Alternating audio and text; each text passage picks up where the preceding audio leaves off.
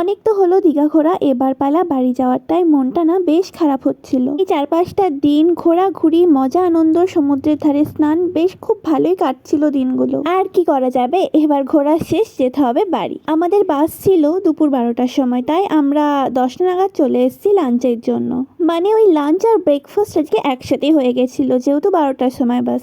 যাই হোক, খাওয়া দাওয়া করে আমরা চলে এসেছিলাম হোটেলের রুমে।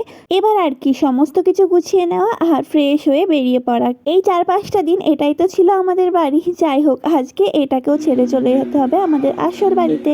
এই কাটাতে এখন ওই 11টা মতো। এই যে আমরা পুরো রেডি হয়ে গেছি, আর আমরা এই রুমটাই ছিলাম, তাই ভাবলাম আর একবার ভিডিওটা করে রেখে দিই, যাতে পরে আমি নিজেই দেখতে পাই আবার। তো এই যে আমাদের সব ব্যাগ গোছানো হয়ে গেছে, ব্যাগ বাইরেও চলে গেছে। আমাদের ঘর থেকে না বেশ ভালো দেখা যাচ্ছিল বাইরেটা, যেহেতু আমরা 3rd ফ্লোরে ছিলাম, সেখান থেকে পুরো জায়গাটা বেশ ভালোই দেখা যাচ্ছিল। আর ওই সামনের বিল্ডিংটার পেছন দিকেই কিন্তু সমুদ্র ছিল, যেটা এখান থেকে দেখা যাচ্ছে না। যাই হোক, আমরা কিন্তু বেরিয়ে পড়েছি ব্যাগপত্র নিয়ে, আর লাস্ট বারের জন্য সমুদ্রকে করতে এসেছি বাই বাই। খুব মনটা খারাপ লাগছিল, কারণ কটা দিন তো বেশ ভালোই কাটছিল এখানে, আজকে চলে যেতে হবে। কি আর করা যাবে, শেষবারের মতো দেখে নিচ্ছিলাম। আসলে শেষবার না, এটা তো ফার্স্টবার হলো, নেক্সট টাইম তো আবার আসবো। যাই হোক, বাই বাই দীঘা। আর এদিকে ভাই নিয়ে নিয়েছিল একটা ডাব এই গরমের মধ্যে, এটা আবার আমাকেও অফার করলো, তাই না নিয়ে তো আর থাকা যায় না, তাই আমিও একটু খেয়ে নিয়ে উঠে গেলাম বাসে। আমাদের বাস চলে এসেছিলো একদম ঠিকঠাক টাইমে, যেহেতু বাসটার ফার্স্ট স্টপেজ ছিল এটাই, তাই বাসটা আপাতত ফাঁকা ছিল।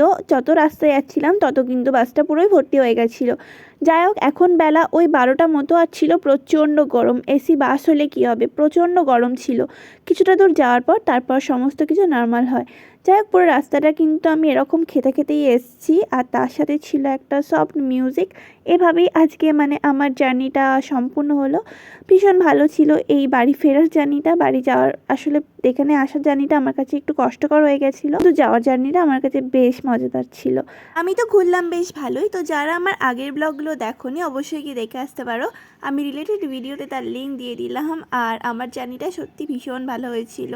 আমরা বাড়ি পৌঁছেছিলাম প্রায় ওই সন্ধ্যে 6:30 নাগাদ, মানে আমাদের বাস থেমেছিল ওই সময়। বেশিক্ষণের জার্নি না, খুব ভালো একটা ঘোরা বা জার্নি বলতে পারো আমাদের কেটেছিল। তো আজকের মতো আসি, দেখা হচ্ছে পরবর্তী কোনো ভিডিওতে। যারা নতুন আছে অবশ্যই চ্যানেলটা সাবস্ক্রাইব করে দিয়ে যাও। দেখা হচ্ছে পরের ভিডিওতে, বাই।